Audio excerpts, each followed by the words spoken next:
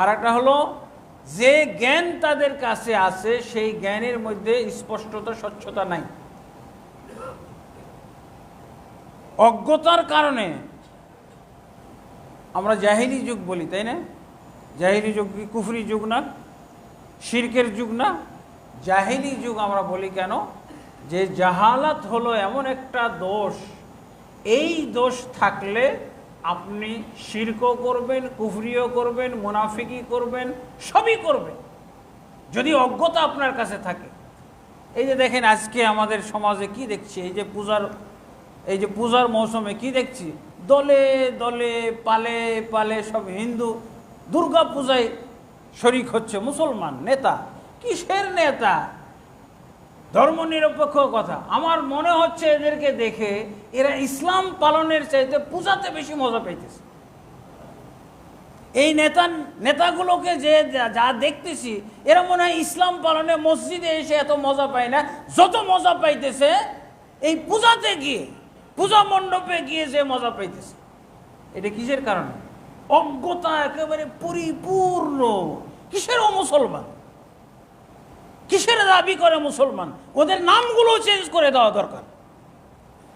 এই যে সমস্ত লোকগুলোকে আমরা এই পূজা মণ্ডপে দেখতেছি, এগুলো হলো নো হিন্দু। আমরা তো নো মুসলমান নিয়ে ব্যস্ত আছি। নো মুসলমান, নো হিন্দু, নো অমুসলিম, এগুলোতে এখন বেশি পাওয়া যাচ্ছে। এগুলো আমাদের জন্য হতাশার কারণ হওয়া দরকার।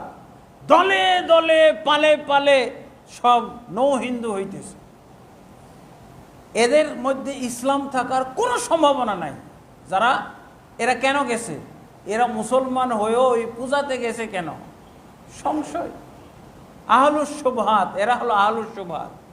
এক বদমাশ বলতেছে যে রোজা আর পূজা একই জিনিস। ইন্না লিল্লাহি ওয়া ইন্না ইলাইহি রাজিউন। মানে মুদ্রার এপিট আর ওপিট। মুসলমান আর হিন্দু নাকি একই মুদ্রার এপিট আর ওপিট। রোজা আর পূজা একই, রোজা আর পূজা একই। আবারও নাকি জামাতে ইসলাম। ইন্না লিল্লাহি ওয়া ইন্না। দলে দলে পালে পালে নো হিন্দু হইতেছে। এরা সব নো হিন্দু।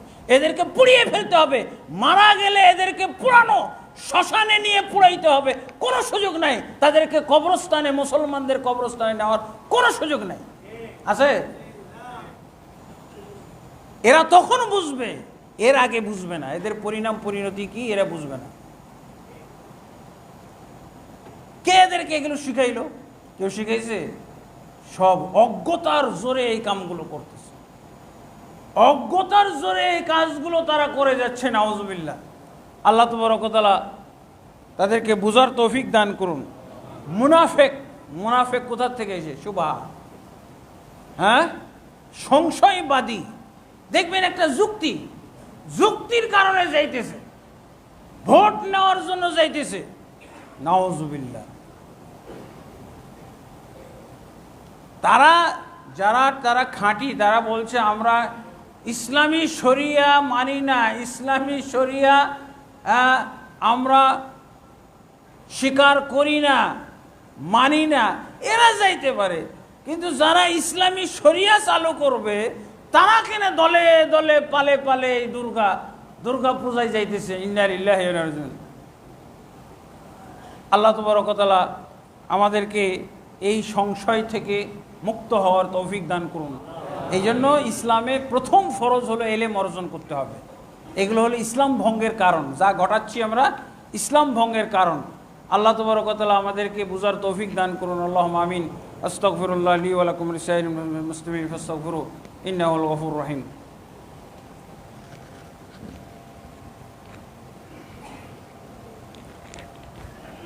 আলহামদুলিল্লাহি রাব্বিল আলামিন ওয়াসসালাতু ওয়াসসালামু আলা আশরাফিল আমবিয়া ওয়াল মুরসালিন নবিয়িনা মুহাম্মদ ওয়া আলা আলিহি ওয়া সাহবিহি আজমাইন। আম্মা বা'দ। আউযু বিল্লাহি মিনাশ শাইতানির রাজীম। ইন্নাল্লাহা ওয়া মালাইকাতাহু ইউসাল্লুনা আলান নবী ইয়া আইয়ুহাল্লাযীনা আমানু সাল্লু আলাইহি ওয়া সাল্লিমু তাসলিমা। আল্লাহুম্মা সাল্লি আলা মুহাম্মাদ ওয়া আলা আলি মুহাম্মাদ কামা সাল্লাইতা আলা ইব্রাহিম ওয়া আলা আলি ইব্রাহিম ইন্নাকা হামিদুম মাজিদ। আল্লাহুম্মা বারিক আলা মুহাম্মাদ ওয়া আলা আলি মুহাম্মাদ কামা বারাকতা আলা ইব্রাহিম ওয়া আলা আলি ইব্রাহিম ইন্নাকা হামিদুম মাজিদ।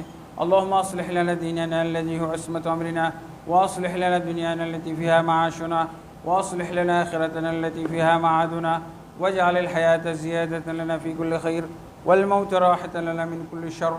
اللهم أعز الإسلام والمسلمين وأذل الشرك والمشركين ودمر أعداءك أعداء الدين يا رب العالمين.